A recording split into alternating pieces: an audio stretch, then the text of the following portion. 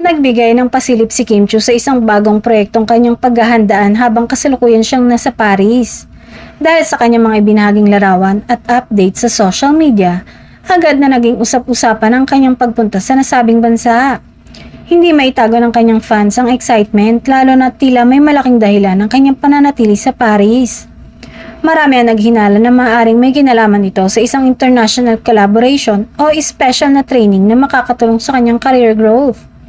Napansin din ng netizens na ilang linggo nang hindi napapanood si Kim sa noontime show na It's Showtime.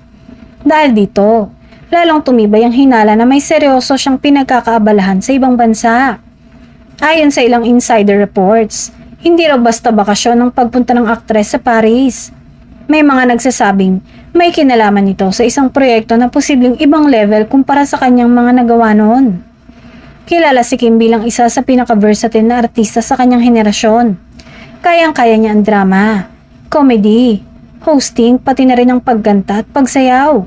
Dahil dito, mataas ang expectations ng publiko sa kung ano ang kanyang ihahandog sa susunod. Sa ngayon ay nananatiling tikom ang bibig ng kampo ni Kim tungkol sa detalye ng proyekto.